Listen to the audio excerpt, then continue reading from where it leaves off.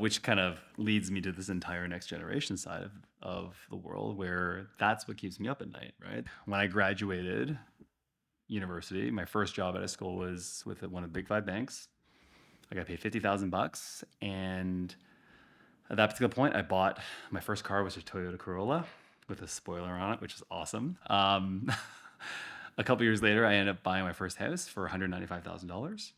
Semi-detached. It was like a 2,200 square foot place, which now is probably just close to $1 million.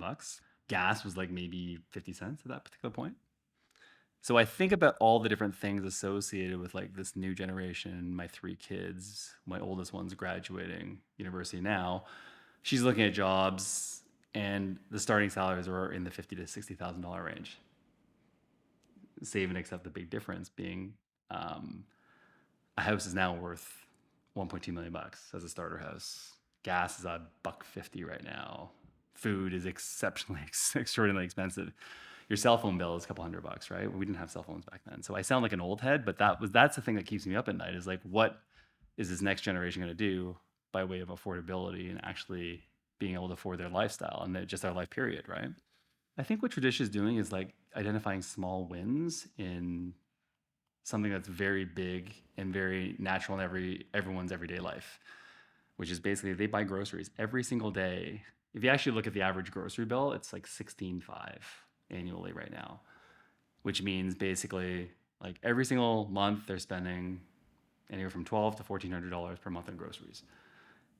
Basic necessity of life, which that's after tax dollars. You got to figure out, okay, how am I going to afford not just a nutrition to the extent of like you can buy craft dinner all you want, and I love craft dinner by the way, so I'm not knocking craft dinner, but you can buy KD, but that's not what you want to feed your kids with. You want to feed them with affordable nutrition, but right now, affordable nutrition is a luxury right now, and it doesn't make any sense.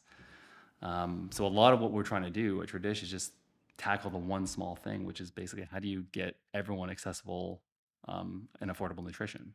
Because it should be a necessity. It should be a right that people have. So what we've done is just really try to simplify the process. And if you actually look at the way the entire supply chain works in big retail, there's like 6 points of the supply chain that exist that really, I call it trimming the fat, but they exist for purposes that historically they needed them. So whether it be big box retail, bricks and mortar costs, merchandising costs, so making like the storage or the shelves look beautiful, like there's a cost associated with that.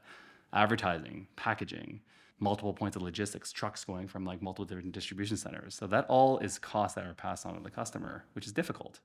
And they're historic. So if you just simplify that and kind of compress that supply chain, that's all we're trying to do is basically simplify that where we just go directly from the wholesaler right to consumer. So you're eliminating all those points and therefore those savings get passed on to the customer. It's that simple. And that's what we're trying to accomplish here at Tre'dish.